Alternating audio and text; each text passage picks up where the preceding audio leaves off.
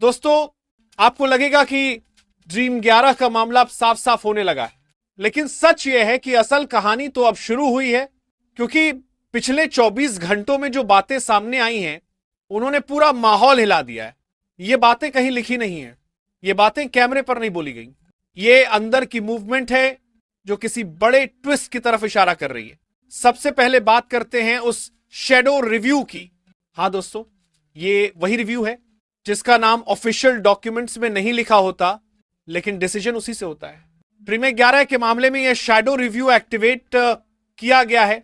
यह कब हुआ, किसने किया, क्यों किया, यह सब मिस्ट्री है।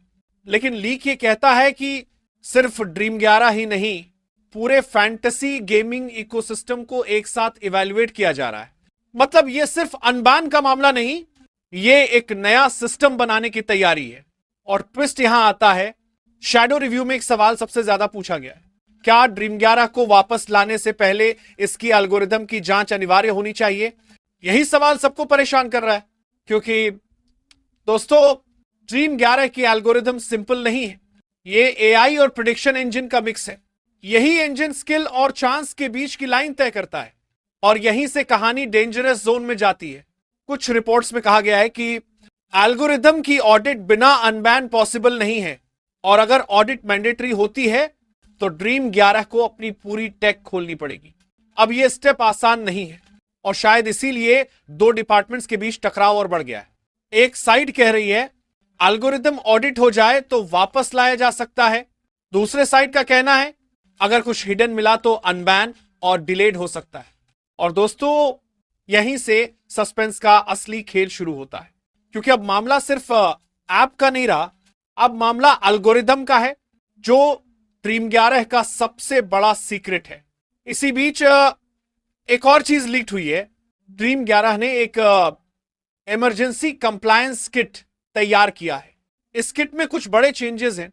AI prediction, transparency, loss flags, bonus, fair play verification, risk audit dashboard, ये सब सिस्टम तैयार करके ड्रीम 11 ने यह मैसेज दिया है कि वो किसी भी लेवल की जांच के लिए तैयार है। लेकिन ट्विस्ट यह है, सरकार ये चेक सिर्फ ड्रीम 11 पर नहीं करेगी, मुकाबला एप्स पर भी चीजें चेक होंगी। इसका मतलब साफ है, डिसीजन एक ऐप के लिए नहीं आएगा, पूरे मार्केट के लिए आएगा। और इसी वजह से मामला और बड़ा हो गया है। लेकिन दोस्तों सबसे डरावनी लाइन जो रिपोर्ट में आई है वो ये है, the platform may be reinstated but under continuous surveillance. Continuous surveillance मतलब 24/7 मॉनिटरिंग। अगर यह कंडीशन पास होती है तो ड्रीम 11 वापसी करेगा, लेकिन यह पहले जैसा फ्री प्लेटफॉर्म नहीं रहेगा। हर कॉन्टेस्ट, हर टीम, हर मूव मॉनिटर्ड, हर अनयूजुअल एक्टिविटी फ्लैग्ड, हर सस्पिशियस पैटर्न ऑटो रिपोर्ट। मतलब कमबैक होगा, लेकिन कीमत भारी होगी। और यहां आखिरी ट्विस्ट आता है। शैडो रिव्यू का फाइनल नोट यह कहता है, if the platform agrees to full transparency mode, unban can proceed faster. अब सवाल यह है, क्या ड्रीम 11 अपनी पूरी ट्रांसपेरेंसी खोलने को तैयार होगा? क्या वो अपनी एल्गोरिदम एक्सटर्नल ऑडिट को दे देगा? क्या वो कंटिन्यूस सर्वेलेंस को हां कह देगा? अगर हां तो कमबैक तेज होगा, अगर नहीं तो मामला लंबा जाएगा।